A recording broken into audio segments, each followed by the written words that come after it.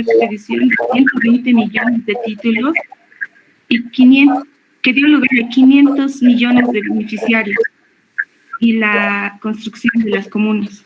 En la primera industrialización, la recuperación del plan quinquenal, la fase de transición de las 100 flores.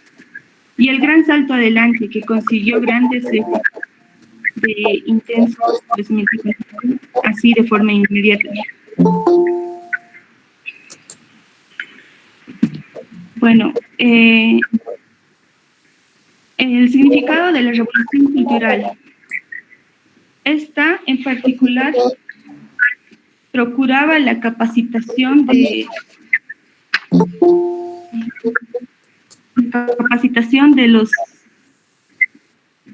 la gente, así haciendo un cambio en su pensamiento para que así obtenga un trabajo de especialización. Aquí pensaban en la educación, se basaban más que todo para que así los obreros, la gente que trabaja, tengan mayores oportunidades para conseguir mejores trabajos con su especialización. Mi compañera va a continuar. Está muy bien, Alexander. Licenciado, muy buenos días. ¿Me escucha? María Aide, te escucho. Sí, te escuchamos.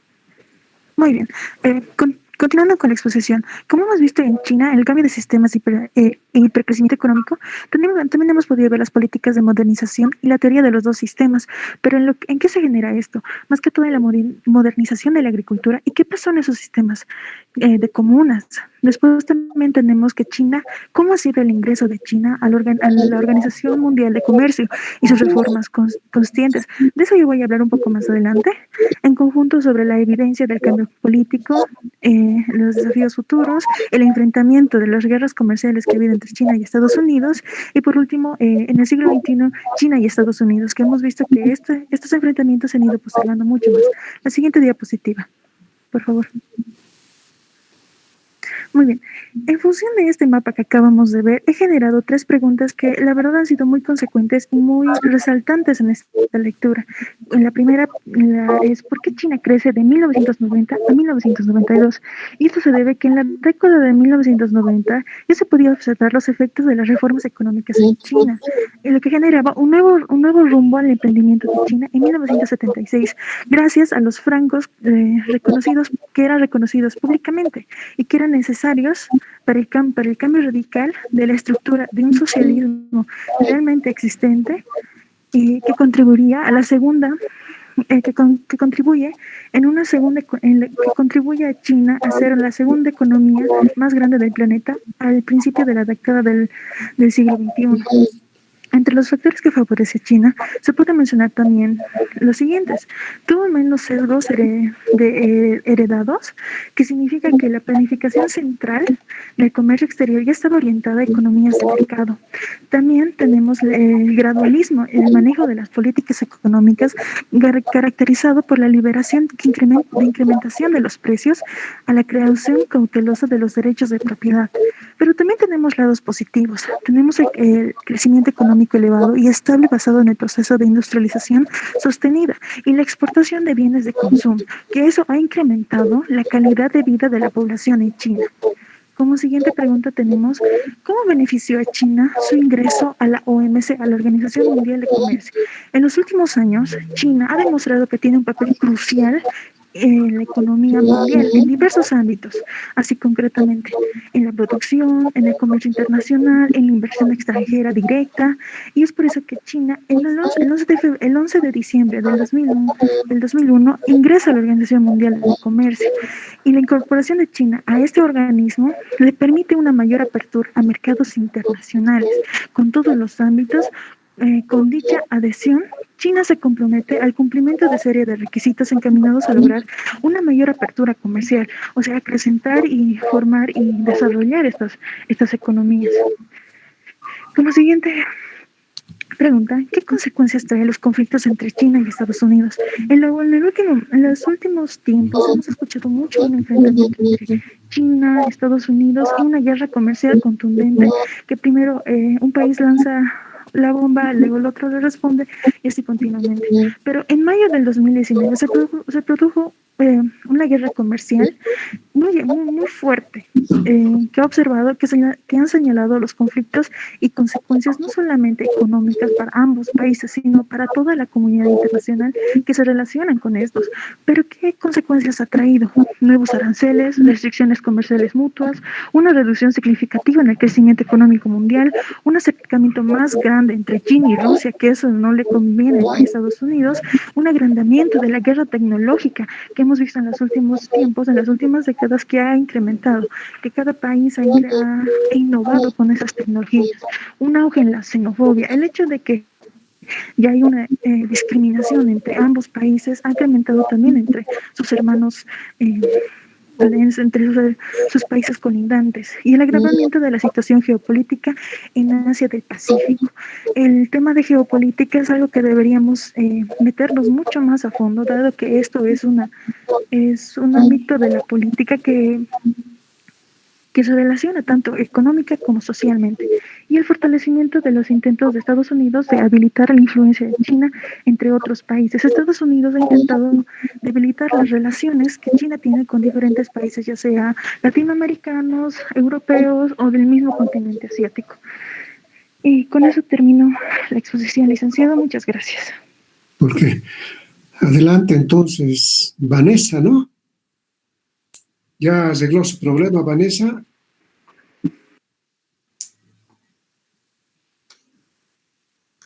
Vamos a ver. No, licenciada, al parecer no. Bueno, Vanessa, aquí está. Buenos días. Aquí está. Buenos días, Lice, ¿me puedes escuchar? Sí, te escucho, Vanessa. Adelante.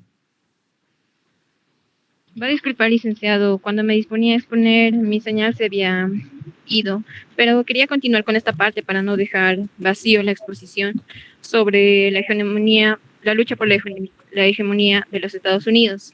Quería comentar sobre la larga onda del crecimiento del fin y el fin de la New Age, la que era la etapa del gran crecimiento, es decir, los 8 años que hubieron de expansión en Estados Unidos, prácticamente llamada la era Clinton, que abarcaba desde el año 1991 hasta 1998. En esta etapa había un claro crecimiento del empleo, y esto dejaba una tasa de paro del 3,9% del 100%. Y esto era uno de los niveles más bajos desde el año 1950. Pero posteriormente podemos ver que uno de los aquel señor llamado Greenspan, que era el presidente del sistema de la Reserva Federal, él, a pesar de los rumores que existían de que se debía elevar los tipos de interés, él no lo quería hacer. Esto era en 1998. Por eso recibía diferentes críticas, por ejemplo, del economista Krugman, donde decía que la Fed, esa institución, ya se había demorado bastante en haber subido el tipo de interés. También en una de las columnas más importantes quizá de este tiempo, el Financial Times insistía en que, en definitiva, a pesar de que la caída del desempleo todavía no había índices de inflación, pero sí se miraba a la larga que esto sí iba a existir. Ahora bien, tocando el otro punto sobre el nuevo milenio, ¿qué papel va a tener Estados Unidos? A través de que estaba pasando estas contracciones, podría decirse, en la economía norteamericana. Al otro lado del Atlántico, ¿qué pasaba? Se había generado una nueva moneda, prácticamente 11 de los Estados miembros de la Unión Europea, pero esta circulación iba a ser efectiva en el año 2002. Estaba atrás aquel diseño que se había realizado en Bretton Woods en 1944, y el euro prácticamente podía de alguna forma elevar o aumentar su importancia frente al dólar. Y en este libro llamaban que aquí Estados Unidos podíamos verlo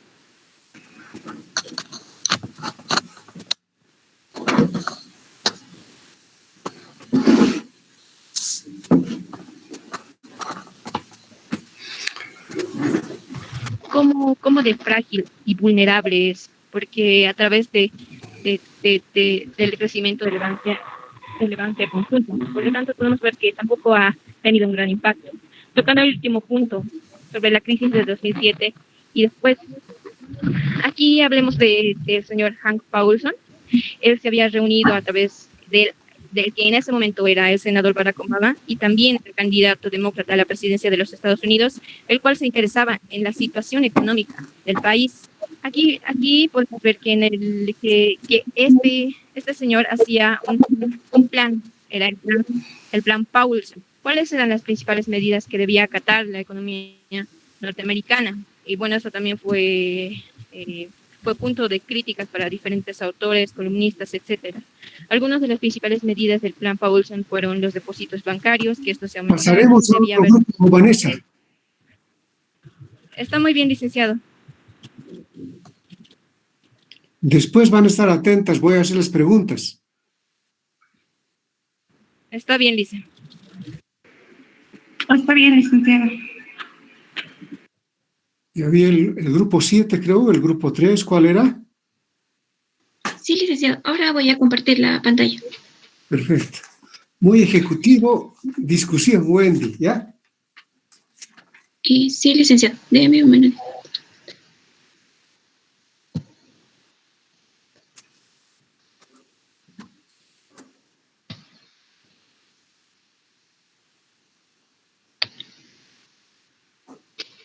No sé si se puede ver la pantalla.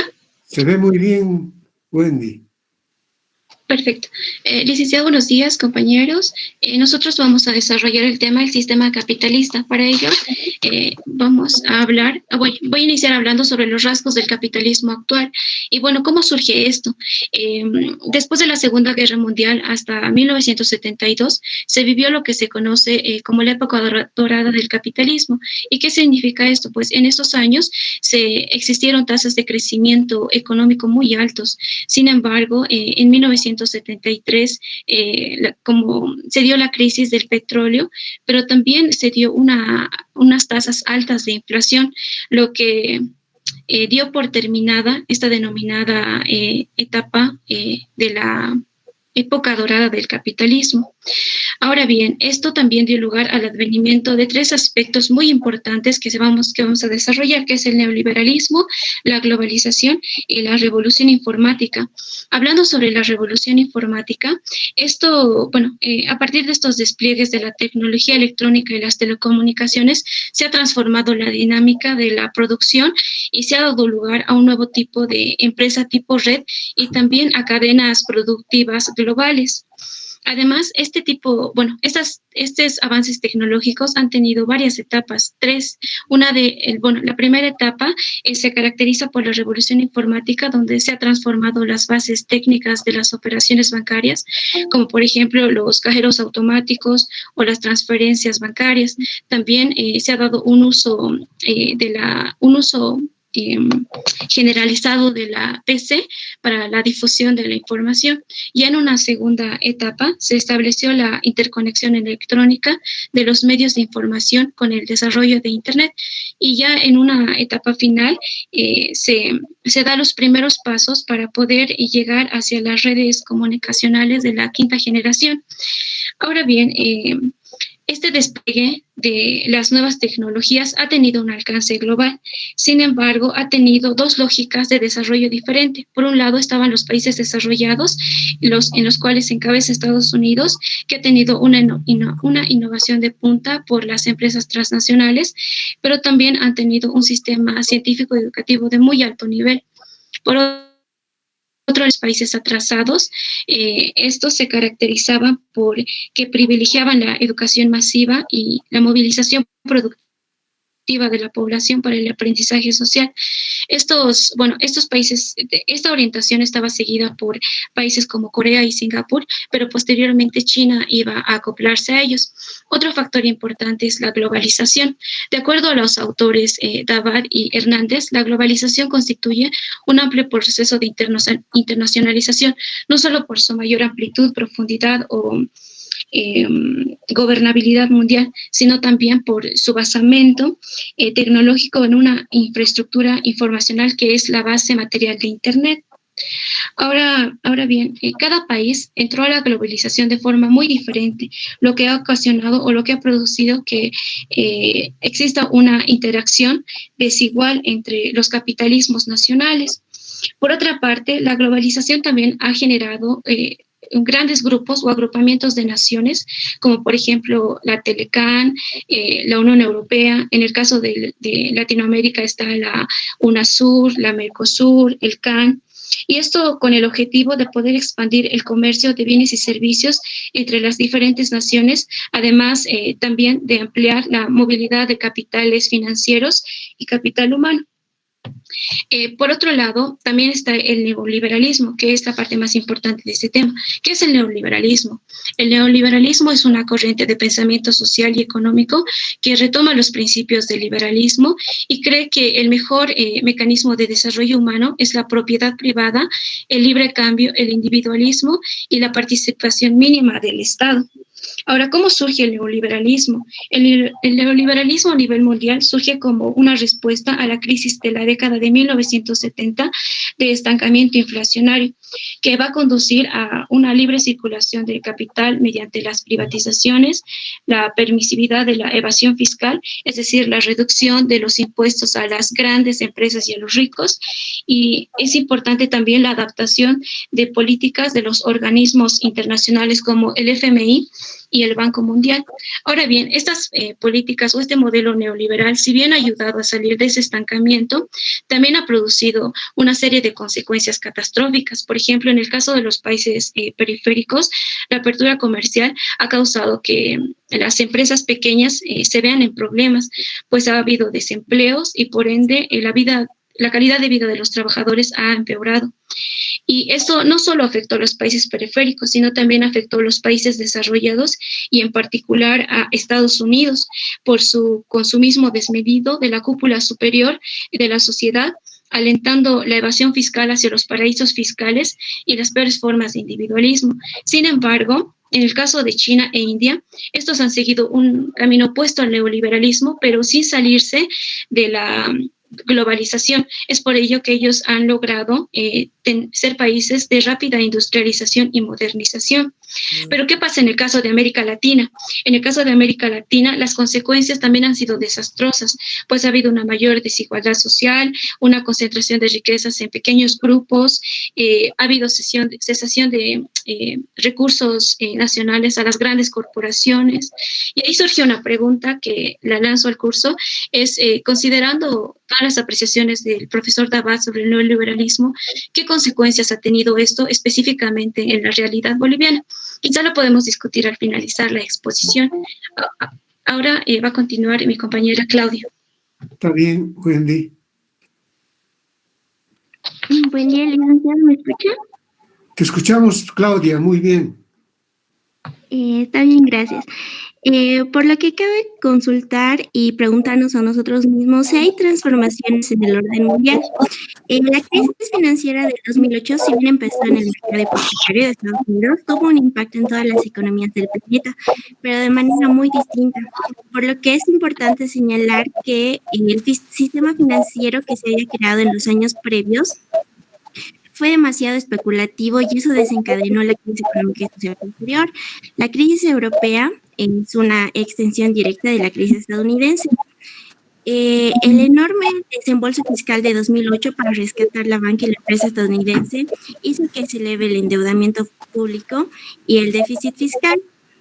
Lo que tienen en común las economías estadounidenses y europeas es que existe un gran desfinanciamiento de los estados nacionales por la fuga ilícita de los grandes capitales para los paraísos fiscales. Esta situación afecta a todos los países ya que estos estados minimizan su desarrollo. Pero esta situación afecta menos o se notó que afectaba menos a los estados emergentes de economía mixta. Siguiente, por favor. De esa manera podemos preguntarnos cuáles son los países que fueron más afectados por la crisis del 2008. En el gráfico podemos ver que aquellos países que tienen un color rojo más intenso fueron los que fueron más afectados, y en los que disminuye la intensidad del color fueron menos afectados. Las consecuencias se observan fundamentalmente en los países más ricos del mundo. La crisis acabó convirtiéndose también en crisis de deudas en diferentes países, especialmente en Europa.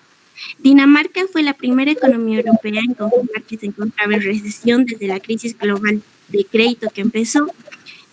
Su PIB se contrae en 0.6% en el primer trimestre del 2008. Nueva Zelanda entró en recesión por primera vez en más de una década, con una caída de 0.2% de su PIB. Irlanda se convirtió en el primer país en la zona del euro en caer en la recesión, con una caída de 0.5% del PIB en el segundo trimestre. Alemania se contrajo en 0.5% en el tercer trimestre, después de una caída del 0.4% en el segundo trimestre. La Unión Europea también entró en recesión. El Producto Interno Bruto de los 27 estados de la Unión Europea se contrajo en 1.5% en el cuarto trimestre del 2008. Podemos ver en la gráfica que el sector financiero asiático no quedó exento de los impactos de esta crisis, pero también es cierto que no le afectó tanto porque ellos pudieron, como dice en el texto, tomar la crisis del 2008 de una manera distinta. A la vez podemos ver que Bolivia presenta una aceleración económica.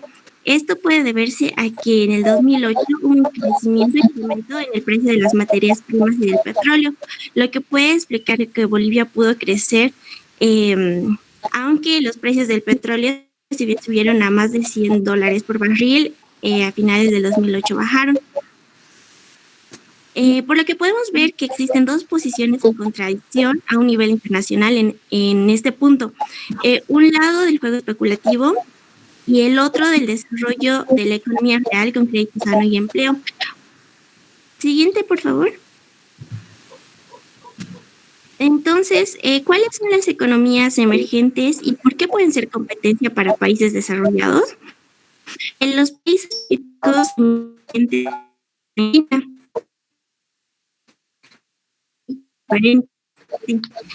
bien la crisis vino por políticas y tradición neoliberal, estaban comenzando a surgir industrialmente otros países como China, por lo que se presentaba un nuevo orden multipolar con mayor regularización pública e inclusión social.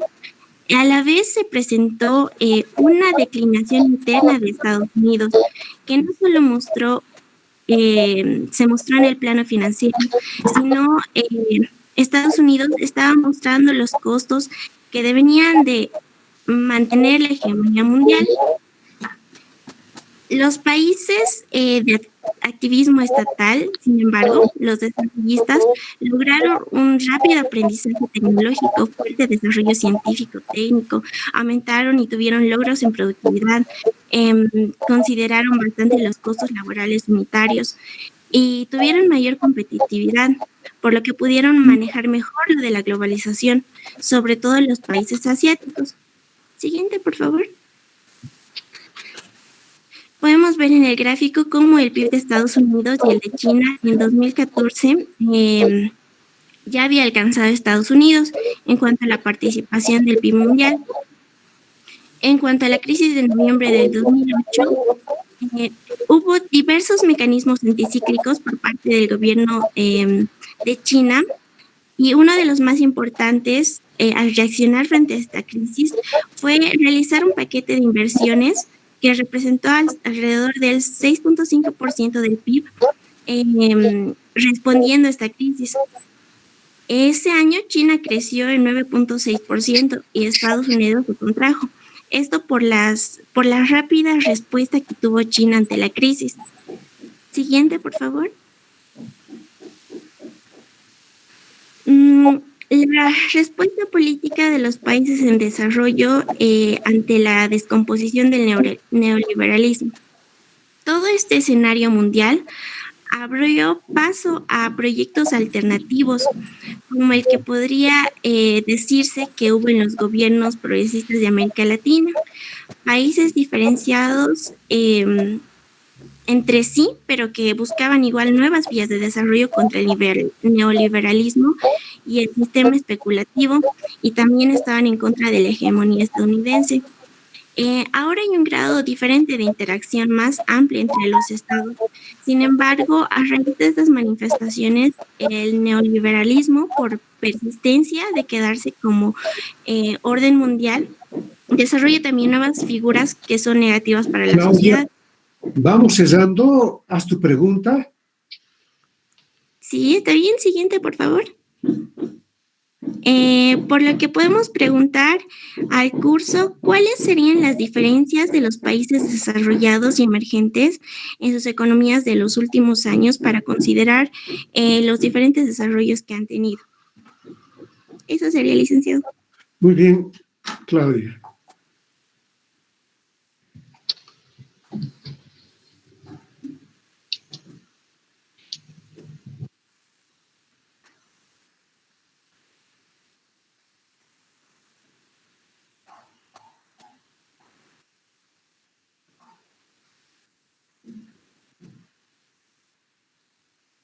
¿Quién continúa?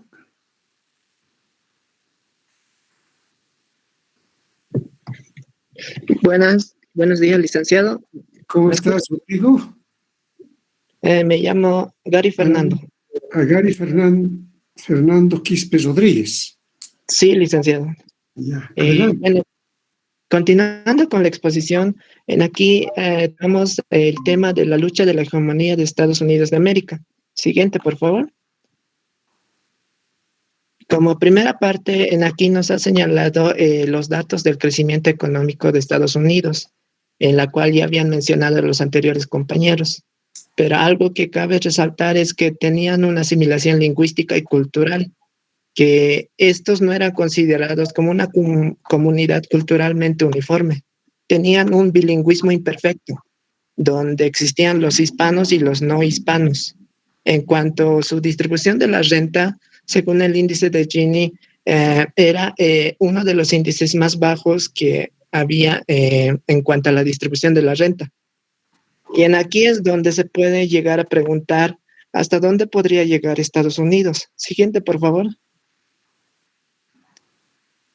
En el segundo punto nos habla sobre cómo se originó el crecimiento de Estados Unidos, la cual empezó independizándose en el año 1776. Tuvo un avance continuo con la masiva inmigración procedente de Europa. También nos habla del famoso presidente Franklin Delano Roosevelt, quien había planteado su famoso Plan Neudal, el cual fue un conjunto de medidas económicas y sociales adaptadas por el gobierno para salir de ciertos problemas de la sociedad y combatir contra la crisis.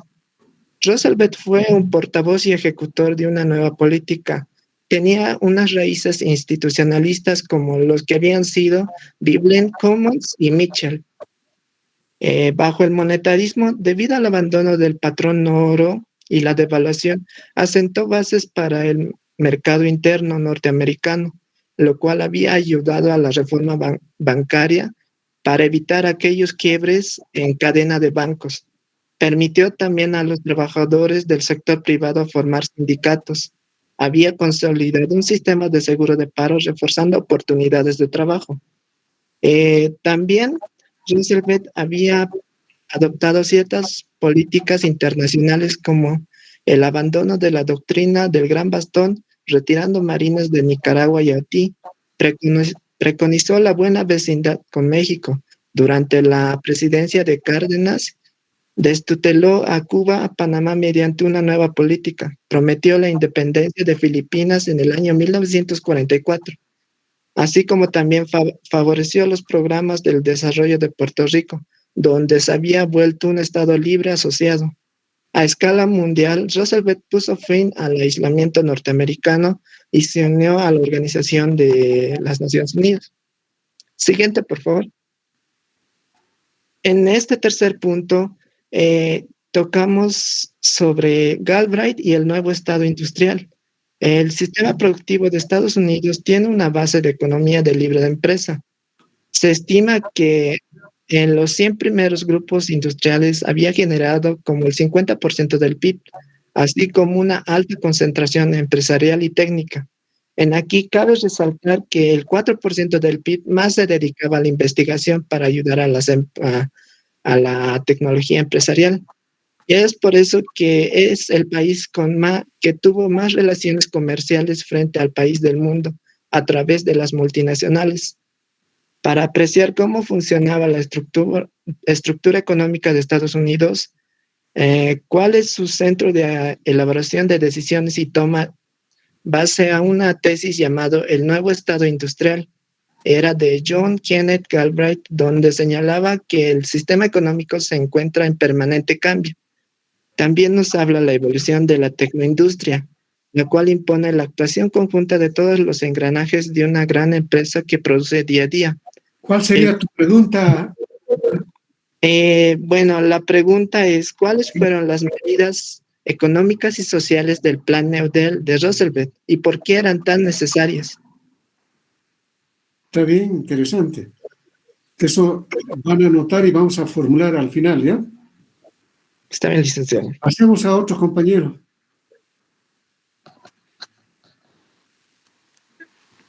Buenos días, licenciado. Zulema. Sí. Adelante. Bueno, ahora me toca. Bueno, yo voy a hablar un poco sobre la onda de crecimiento y el fin de la nueva era. Estaba caracterizado por 8 años de expansión económica, donde se denominaba que se vivía la era de Clinton, dado que la tasa de desempleo se encontraba a niveles muy bajos desde 1950. Esta tasa era de 3,9%. Bueno, también este sector, el hecho de que la tasa de desempleo sea baja era producto a que hubo un gran impulso del sector servicio. En cambio, la actividad manufacturera se veía ralentizada por la actividad industrial debido a las mayores importaciones provenientes de las naciones asiáticas, en específico por parte de China. Bueno, ante esta situación habían dos percepciones un tanto criticadas. Por un lado estaba Alan Greenspan, que era el presidente del sistema de la Reserva Federal, quien dio profundidad a una idea de la larga onda de prosperidad, donde sin inflación se debía a circunstancias no monetarias. ¿Qué quiere decir que esto? Que la tasa de desempleo no era motivo suficiente como para preocuparse y dar lugar a que se eleven los tipos de interés. Entonces, dada esa idea, se daba al concepto de la nueva economía, quien estaba definida por masiva inmigración laboral con bajos salarios, las importaciones estaban con bajos precios y, por supuesto, había mejores tecnológicas que elevaban la productividad. Así que también dio lugar a mercados financieros, por lo que había mayor competencia. Es así que en 1998, el 10 de junio, se da un comité económico conjunto donde se esperaban que se iban a dar probables cambios porque podríamos decir que no todo lo bueno podía durar para siempre. Entonces, había ciertas preocupaciones por el otro, lo que más adelante lo voy a mencionar. Entonces, aquí se mencionó sobre el círculo virtuoso de la economía. Ellos decían que esto giraba en torno a que ya debido a la baja inflación, a las buenas condiciones crediticias y todo aquello generaba mayor consumo, mayor producción, entonces había mayor empleo, mayor inversión, así que para las empresas era algo un tanto ambicioso para generar ganancias, por lo que impulsaban o estimulaban las expectativas de mayor crecimiento en los mercados de acciones. Bueno, viendo el otro lado de la moneda, estaba Paul Krugman, quien criticaba todo este tipo de acciones y lo hacía por dos razones. Uno, decía que el desempleo estaba por debajo de su nivel sostenible y por otro lado que había una situación un tanto desconocida, que era la cuestión de la burbuja financiera, debido al enriquecimiento de los mercados de acciones. También estaban como importantes intervenciones como la de Financial Times y la de The Economist, quienes decían que no se daba indicios a un repunte inflacionista, sino se daba a tendencias deflacionistas, dado que en 1998 22 de los 27 productos básicos dentro de la canasta ya reflejaban caídas del 30% a nivel global. Bueno, es así que en 1997 y el 98 se da, debido a la crisis cambiaria asiática más los hechos financieros rusos, afectaron negativamente a la economía de Estados Unidos. Por lo que se esperaba en ese entonces que Greenspan elevara los tipos de interés, pero en lugar de eso, lo que empeoró la situación de Estados Unidos fue que bajara el tipo de interés. Bueno, pasando la siguiente diapositiva, por favor. A tu pregunta directamente vamos, Zulema. Está bien, licenciado. Mi pregunta sería, ¿cuáles fueron los hechos que agravaron la situación económica de Estados Unidos para que luego se diera lugar a una gran crisis financiera? ¿Cuáles fueron los hechos que agravaron la situación económica de Estados Unidos para luego dar lugar a una crisis financiera? Ya, está bien, Zulema. Pasemos entonces a dos personas faltan, a Vladimir o a José Manuel. Un día, señor.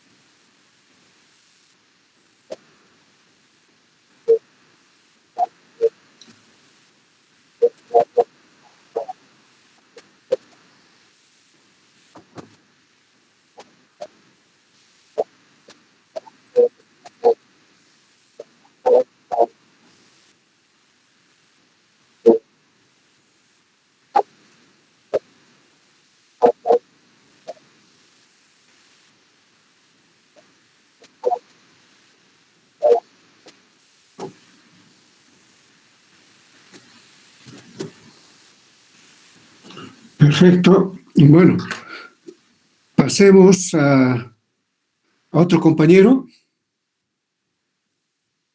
Licenciado, disculpe, nuestro compañero Vladimir nos dijo que tiene problemas y que sí nos ayudó en los trabajos, pero no se pudo conectar.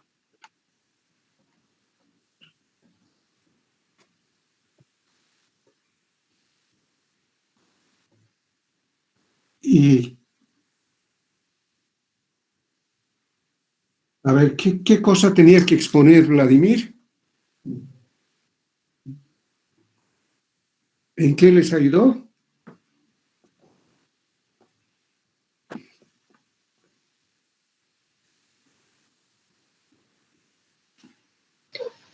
Licenciado, buenos días. Sí, Vladimir tuvo un inconveniente de salud, licenciado, pero le tocaba exponer la parte de, de las superpotencias, licenciado, y los países emergentes. A ver, uno de ustedes así rápidamente explíqueme esa situación. ¿Qué ha tenido Vladimir, perdón? Es un problema de salud, licenciado, e imagino que se va a contactar directamente con usted. A ver, veamos, ¿no?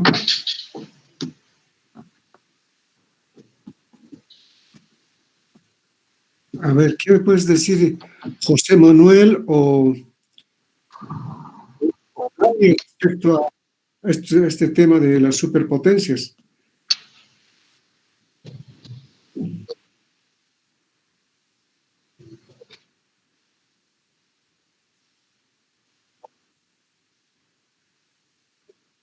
Claro, estás leyendo, pero dime así sin...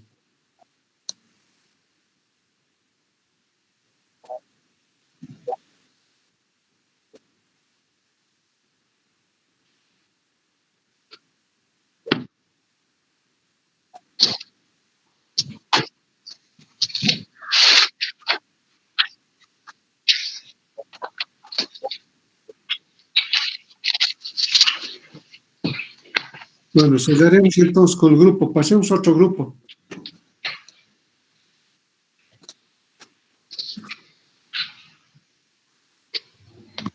Licenciado, buen día. Buen día. Hola, ¿me escucha? Sí, el grupo 10. Me parece que José Luis va a empezar a compartir. Voy a ir empezando, ¿está bien? Discusión, preguntas, sí, ¿ya? Ahorita voy a compartir, estoy entrando de una internet. Sí, voy a ir empezando hasta que el compañero cargue las diapositivas. Vamos a empezar hablando sobre el capitalismo actual, la crisis y el cambio geopolítico global. El texto lo divide en 3 partes para poder explicar mejor los principales problemas. El primer punto habla sobre los rasgos fundamentales del capitalismo actual, en el cual hace referencia a una etapa dorada en la posguerra, donde había un estado de bienestar para los países más desarrollados, que logran un mejor desarrollo económico y social, hasta la época de los mediados de los 70, donde Estados Unidos empieza a declinar su economía hasta la gran crisis de 1974 y 1975, y llega a la depresión, a la depresión inflacionaria, dando fin a la convertibilidad del dólar.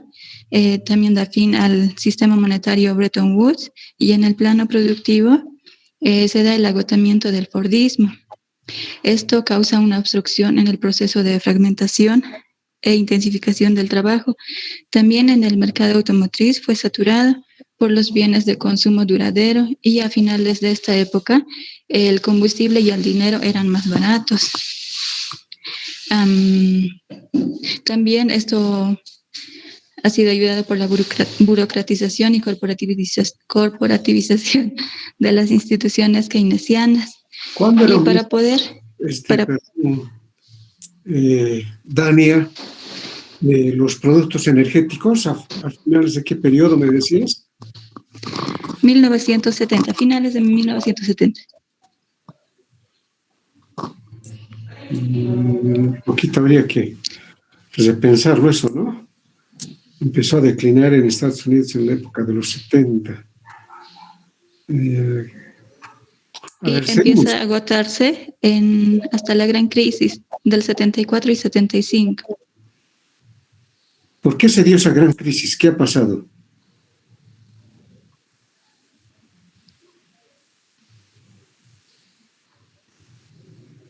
A ver, los otros grupos que han participado también, ¿por qué se ha dado la gran crisis de 1974-75?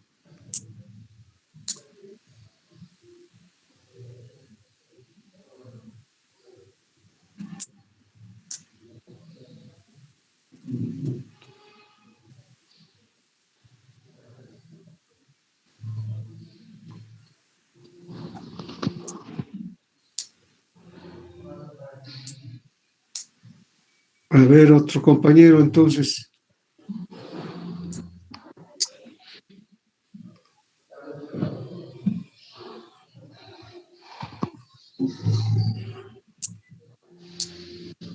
A ver, seguí explicando rápidamente, Dania. Bueno, para poder combatir la inflación de los crecientes déficits fiscales, se da paso a la revolución neoliberal conservadora de Thatcher y Reagan, indica el texto.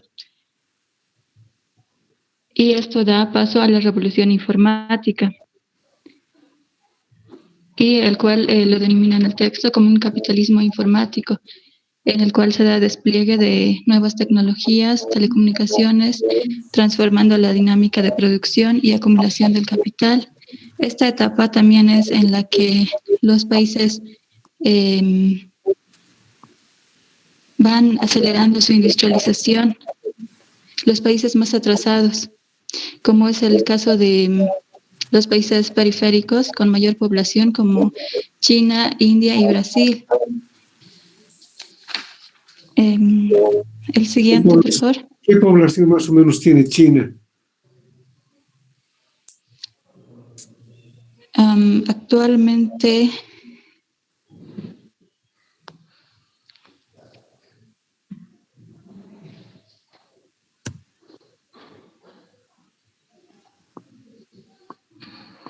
es el país con mayor población.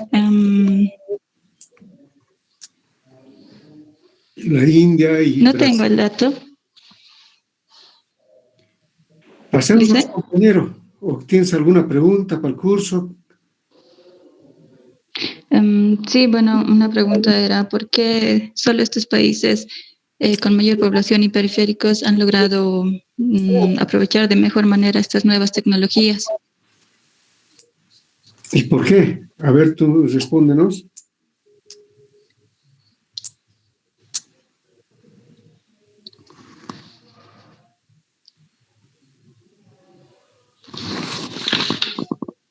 Bueno, pasemos a otra persona.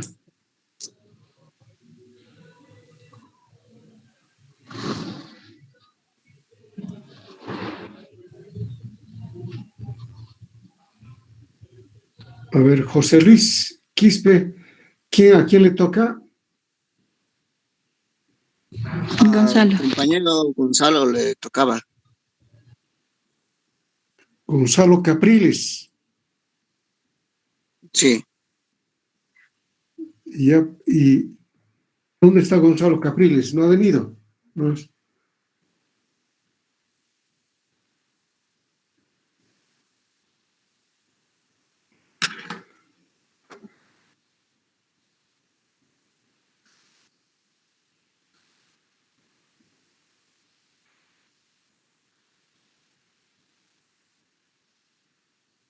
El siguiente nomás que exponga, licenciado, creo que es Jesús.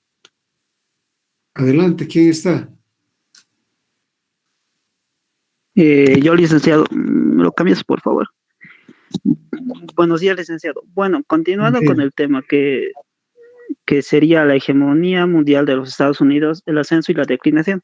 En esta parte nos habla de que tras el fracaso militar en Vietnam y la crisis económica de 1974-1975, que fue mayormente por el petróleo, por la elevada subida del petróleo, Estados Unidos llegó a perder temporalmente la gran supremacía mundial que tuvo desde la Segunda Guerra Mundial. Pero Estados Unidos en esa coyuntura llegó a superar la crisis debido a la revolución informática y el nuevo sector informático. Esta revolución informática permitió esta expansión llamada revolución informática llevó a los países desarrollados a la reestructuración profunda de la producción capitalista en el mundo entero, a diferencia de la decadencia económica y social de la Unión Soviética. Siguiente, por favor. El comienzo de la crisis política de la Unión Soviética y de sus enormes dificultades para implantar la perestroika, que era una reforma económica que destinaba al desarrollo de una nueva estructura interna dentro de la Unión Soviética. Dentro de la Unión Soviética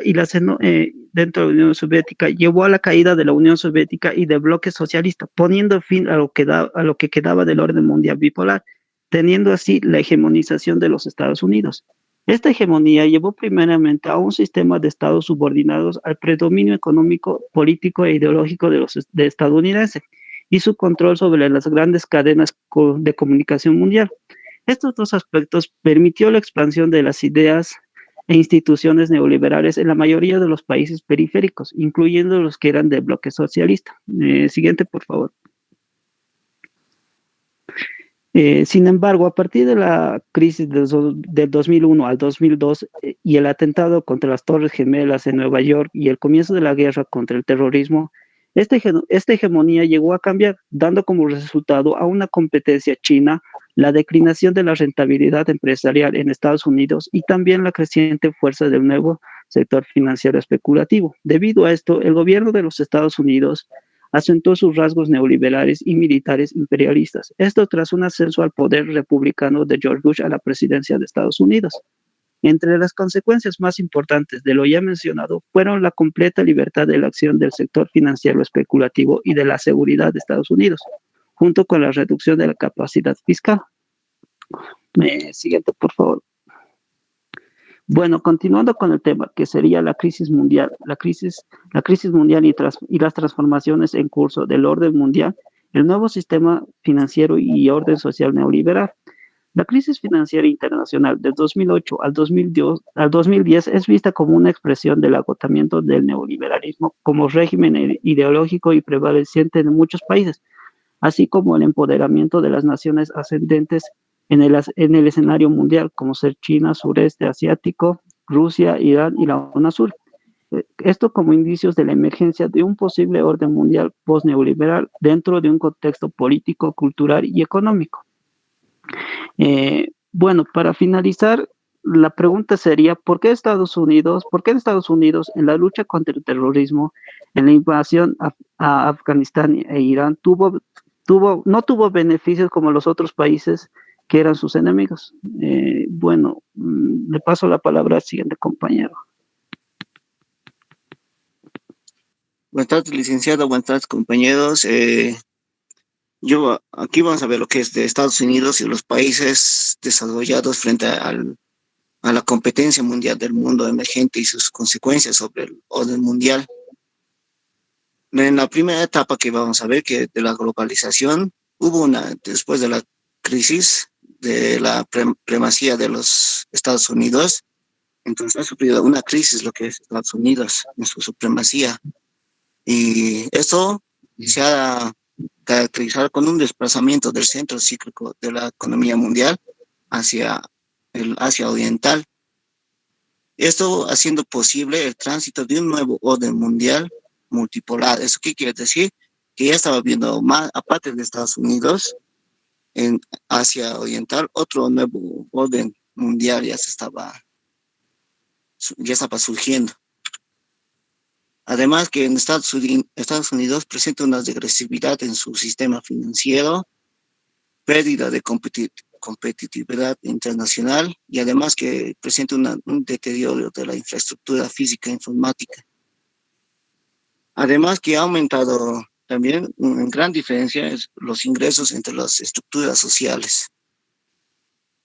Y además uno de los grandes gastos que ha tenido Estados Unidos fue el invertir en sus organización militar para intervenciones en el exterior, con grandes costos, pero con poco beneficio interno. Además que antes del 2008, China y otros países ya se mostraban un crecimiento económico, como podemos ver ahí. Ya en la tasa anual de exportaciones, China ya había aumentado un 25%, India y Rusia un 24 y 27%, países sudamericanos un 16%, Estados Unidos apenas alcanza un 6%, Unión Europea un 12%. Además que China creció un 10% entre 1980 y 2010. Y en 2011, según el Fondo Monetario Internacional, los países en desarrollo generaban 2/3 del PIB mundial. Y además un dato interesante es que en 2014 China alcanzaría a Estados Unidos. La respuesta política de los países en desarrollo social productivistas ante la descomposición del neoliberalismo.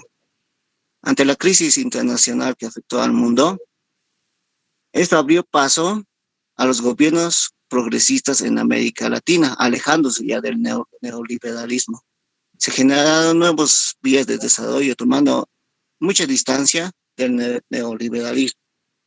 Emergen bloques como el Foro Trilateral IPSA, los BRICS, la Organización de Cooperación de Shanghái, la Comunidad Euroasiática en torno a Rusia, la Comunidad de los Estados Americanos de América Latina y el Caribe, que es el CELAC, la UNASUR, Mercosur, y además que el grupo del 77 es reforzado con China. A pesar de que existe un alejamiento del neoliberalismo, este aún persiste con la globalización. Se ha visto sabotaje y guerra cibernética con la tecnología que hoy en día tenemos, guerras civiles de destrucción masiva, grandes movilizaciones pacíficas, que también son los estabilizadores de gobiernos progresistas, y a veces estos son financiados externamente por otros países. Discriminación o represión chauvinista contra las minorías étnicas. Esto quiere decir que hay grupos donde se creen más que las otras razas, donde los blancos tal vez se creen más que los afroamericanos, o tal vez otras razas se creen más, o una religión se cree más de otras etnias. Entonces se trae esa represión chauvinista. Y además que existen los crímenes de la delincuencia internacional, que es el narcotráfico, tráfico de órganos, de estupefacientes y muchas cosas. Esto parece que puede formarse el inicio de una nueva guerra mundial, pero es poco probable porque esta globalización nos ha entrelazado tanto entre los países que es muy difícil ya comenzar, tal vez. No digo que es imposible, sino que es difícil que se empiece una nueva guerra mundial. Unas breves conclusiones de esta parte, de la primera parte, es que el agotamiento del capitalismo keynesiano, de la caída del estado de bienestar del occidente y del capitalismo nacional populista de América Latina, tuvo lugar el advenimiento de una revolución informática, la globalización y el neoliberalismo. El nuevo capitalismo que hoy en día vivimos lleva una oleada de desigualdad en el desarrollo mundial. Esto porque algunos países han entrado, que tenían grandes empresas, competitivamente han entrado bien.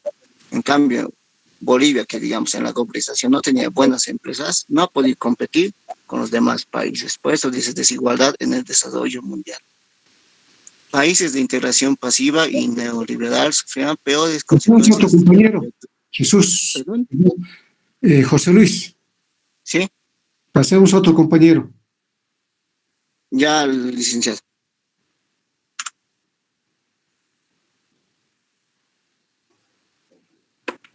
Buen día, licenciado. ¿Me escucha? Buen día, compañeros. Te escuchamos. Licenciado, yo voy a hablar sobre las superpotencias y los países emergentes. Siguiente, por favor.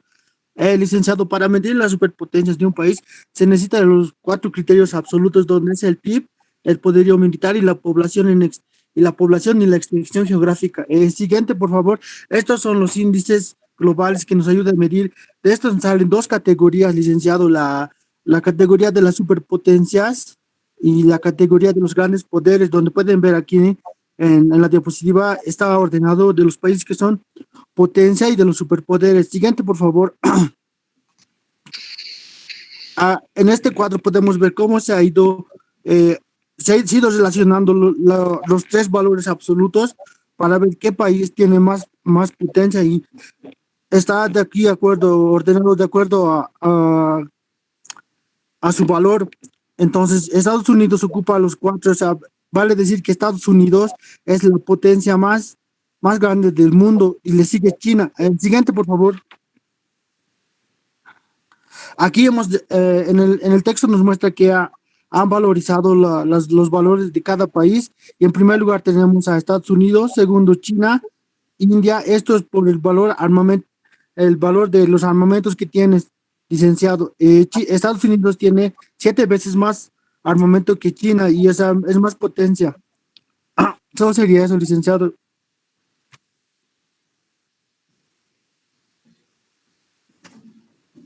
Ya, pasemos a otra persona.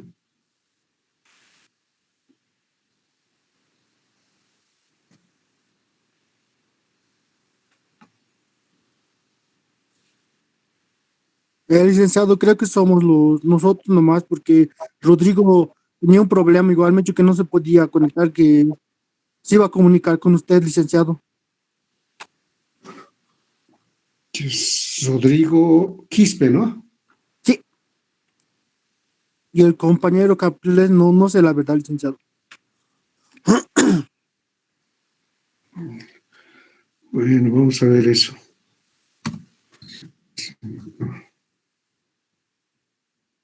Y Camilo Wilson tampoco, ¿no? No saben ustedes. Tampoco, licenciado.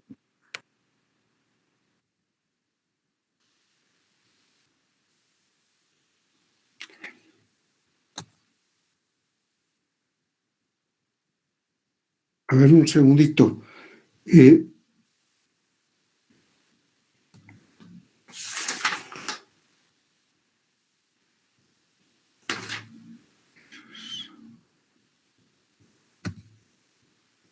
Jesús está, bueno, ha expuesto primero. Está primero. Luis Fernando también, ¿no? Sí, yo, licenciado. Y la compañera Dani. Quispe no se puede contactar, no se puede. No, licenciado, ha tenido problemas con su equipo. Y estaba conectado y se ha cortado y me ha mandado un mensaje. Se va a comunicar con usted, licenciado. Camilo Montes tampoco. No. Ya, está bien. Era la duda y tampoco se presentó Gonzalo Capriles. No, pero ha mandado su trabajo, licenciado. Bueno, está bien. Pasemos al último grupo.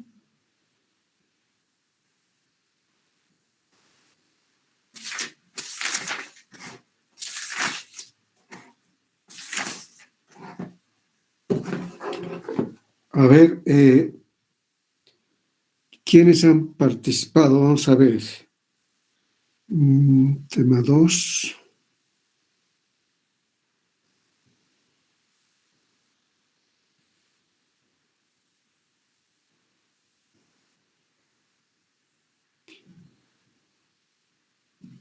El grupo 2. Hemos participado, licenciado. Han participado con este tema, ¿no? Sí, creo que faltaría el grupo 14, licenciado.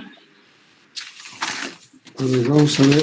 Los grupos que hemos señalado eran el 6, grupo 6, vamos a ver en este momento. Grupo 6, bueno, participó también. ¿No era el 7, licenciado? Ya, perdón, era el 7, grupo 7.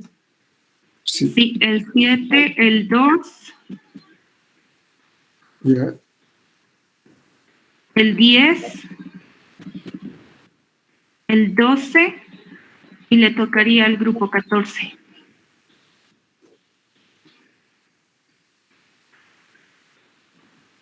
El grupo 2, 7, después, ¿cuál me dijiste? 10.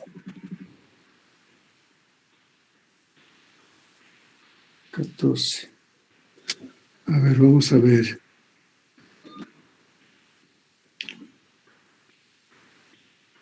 El grupo 2, que son ustedes, Alexandra, licenciado. sí.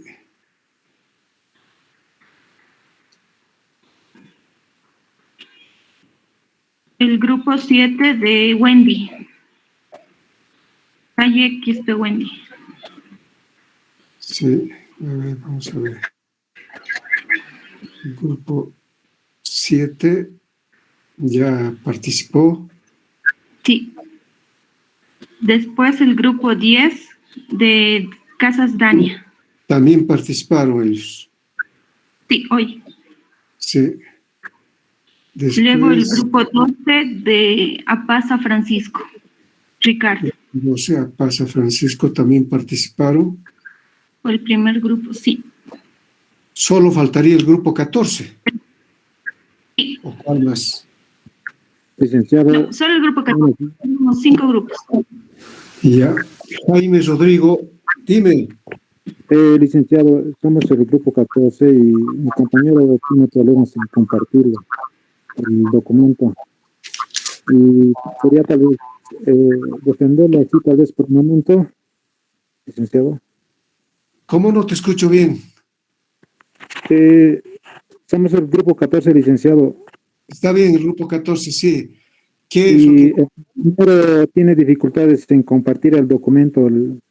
Bueno, así nomás vamos haciendo preguntas al curso, algunas consideraciones que tengan respecto al tema. Bueno, está bien, licenciado. ¿Quién empieza? Buen día. Buenos días, licenciado. ¿Me escucha? Te escucho, Fernando. Muy bien, señor. Bueno, licenciado, mi nombre es Fernando. Yo comienzo con la puesta en común. Bueno, como ya se tocó prácticamente todo lo del tema, quisiera hablar un poco más allá del modelo fordista keynesiano, que en algún momento se propuso hasta como una pregunta de otro grupo. Respondiendo tal vez a ese aspecto, el modelo fordista keynesiano era un modelo de producción económica propuesta por Henry Ford. En este modelo prácticamente se trataba de intensificar la producción en masa y mantener una cierta eficiencia en los precios, mejorando los salarios y también haciendo la distinción en la división del trabajo, tal cual se manifiesta en la producción capitalista, con la especialización del trabajador, el estudio de los tiempos de producción y la producción en serie. Esto prácticamente se dio a cabo gracias a una iniciativa, ¿no?, de Henry Ford en la construcción de automóviles, lo cual produjo que en la Segunda Guerra Mundial, a partir de los años 1939, 1940, 45, llegue a ser su eje productivo, que prácticamente pasada la Segunda Guerra Mundial, y llegó en un momento Estados Unidos a poder abastecer a todo el mundo, y en especial al lado de Europa, que fue dañada por esta Segunda Guerra Mundial, y directamente por la exportación de diferentes productos que llegaron a potenciar estas economías que estaban devastadas. China, por su lado, el lado asiático, aprovechó esta tecnología, no de la misma manera que los demás países, implementándolas solo en la producción, sino también especializando su conocimiento y desarrollando esta misma tecnología. Asimismo, se pudo abaratar los costos, pudiendo así vender este producto y los demás productos en un precio sumamente económico y accesible para la clase media.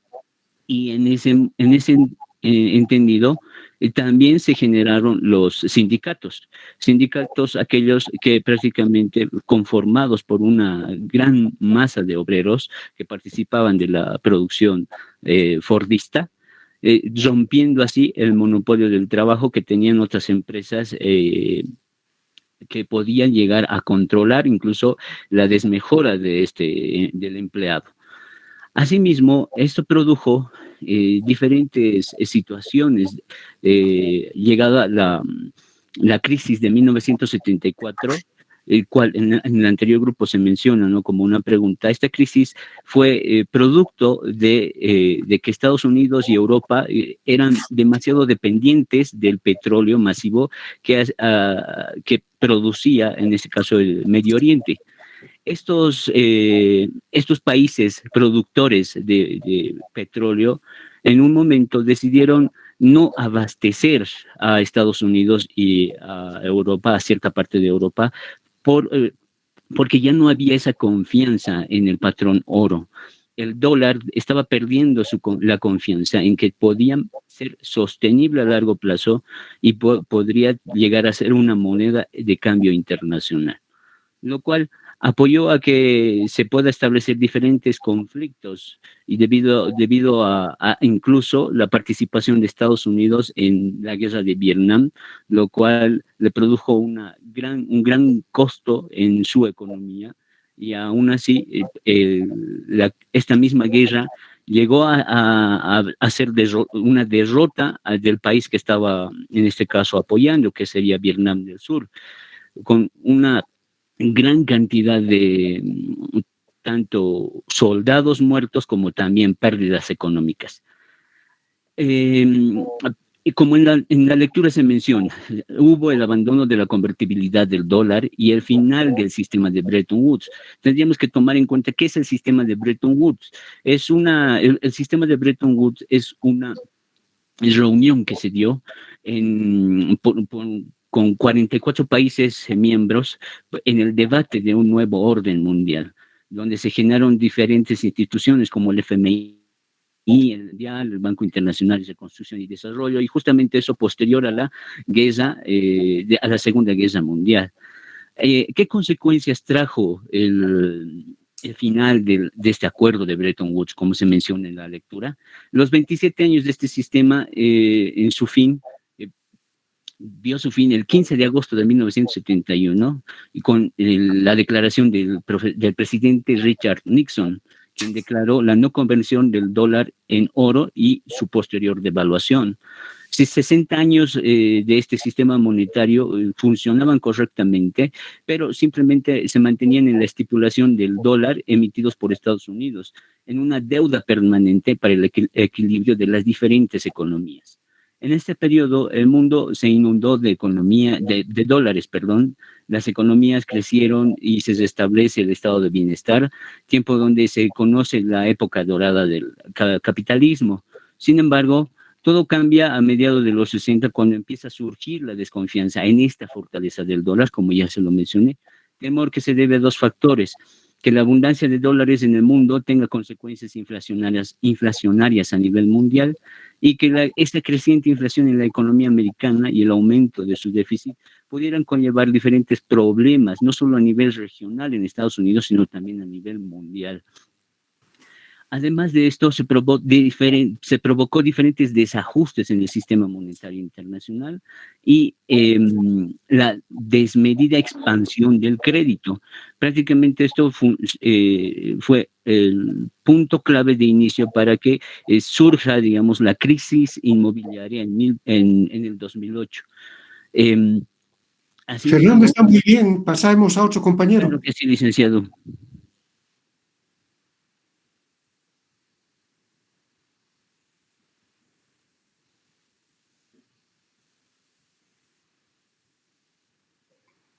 Ahí está Jaime, Rodrigo Limachi, Ariel Andrés Solares, Melissa Rocha. Bueno, licenciado, adelante. Buenos días. Jaime Rodrigo.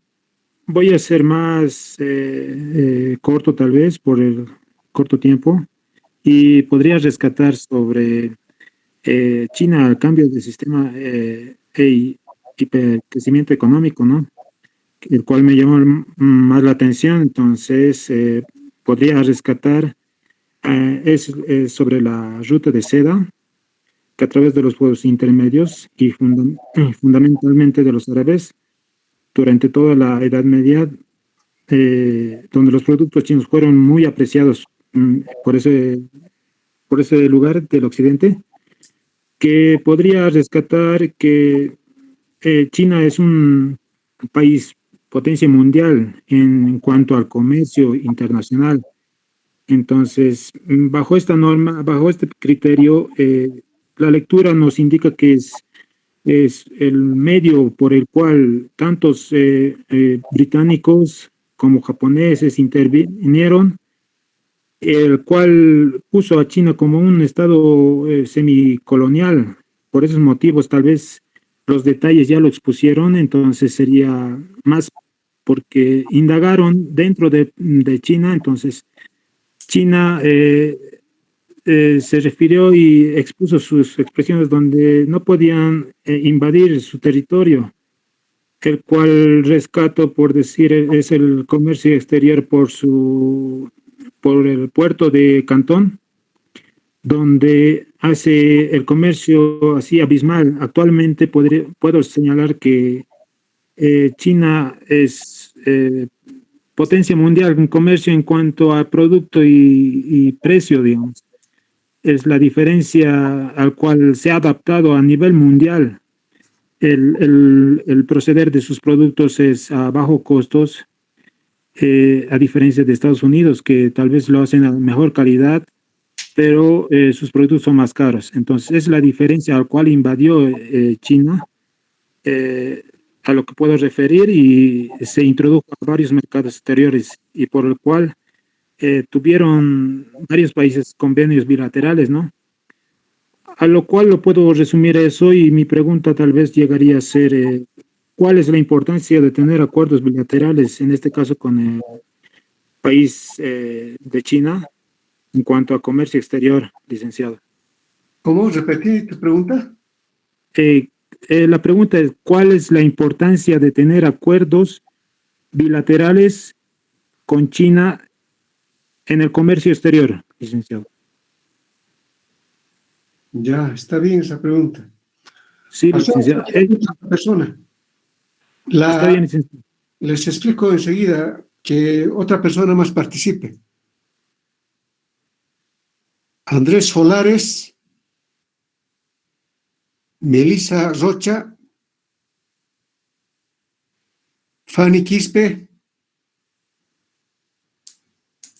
y Johnny Luque. Licenciado, muy buenos días.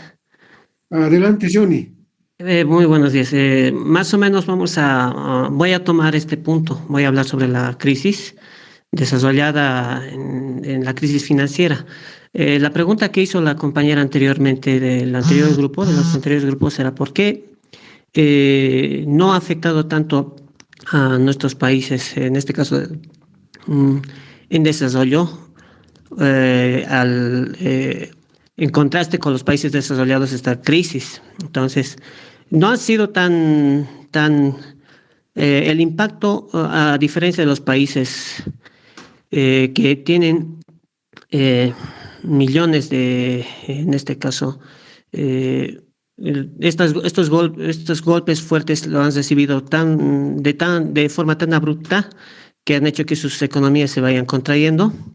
En nuestro caso, podría decirse que han sido de manera no han sido de gran impacto, debido a que nos ha generado un déficit muy moderados, puesto que nuestras economías no tienen tan capitales invertidos en estas gigantescas empresas. Nada más podría responder, licenciado.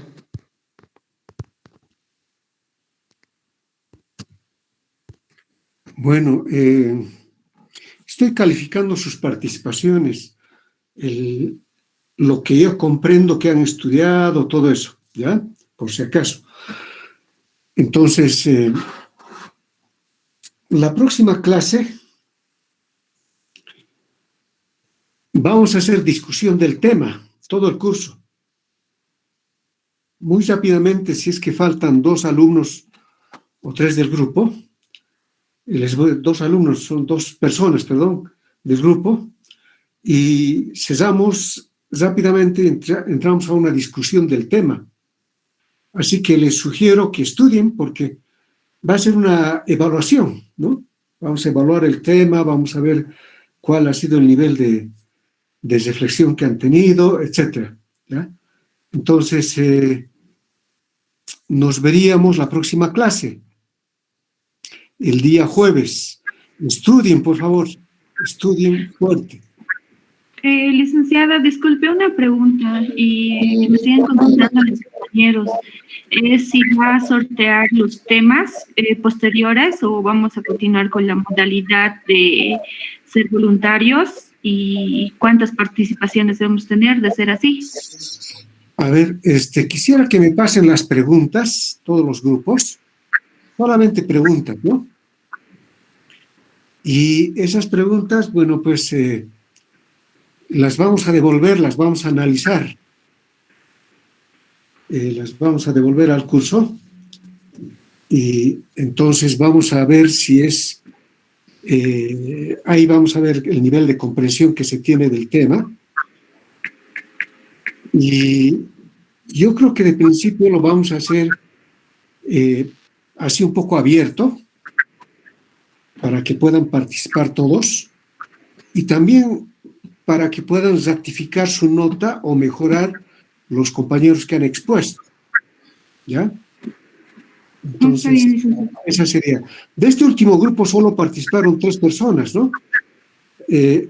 Participó. Licenciado, disculpe, yo soy igual del grupo 14. No sé si puedo hacer igual una pequeña, como mis compañeros, una pequeña respuesta a uno de los desarrollos que anteriormente han tenido uno de los grupos, uno de los compañeros, sobre... Un segundito, Ariel, como ya estamos sobre la hora, ha participado primero Fernando Yamasi, segundo ha participado Jaime Limachi y tercero Johnny Luque, ¿no? Esos 3 personas han participado. La próxima clase, que es el jueves, daría la palabra de unos 5 minutos a cada uno y después entramos directamente en la discusión del tema. Ya está bien, licenciado. Gracias. Bueno, nos vemos la próxima clase. Licenciado, tal vez no me ha entendido. Yo le decía, para las posteriores exposiciones, si vamos a continuar con la modalidad de así ser voluntarios, o nos va a sortear los temas. Vamos a sortear los temas. Yo voy a organizar, ya tengo ya me pasaste todo el listado de los grupos. O sea, ya voy a directamente asignares. La próxima clase les voy a comunicar. Si es posible antes, ¿ya? Y te agradezco que me hayas recordado, Alexandra. Bueno, nos vemos el día jueves, ¿ya? Que tengan un buen día. Hasta luego. Tenga buen día, licenciado. Hasta luego. Hasta luego, licenciado. Hasta luego, licenciado. Hasta luego. Hasta luego, licenciado. Muy bien. Hasta luego, licenciado.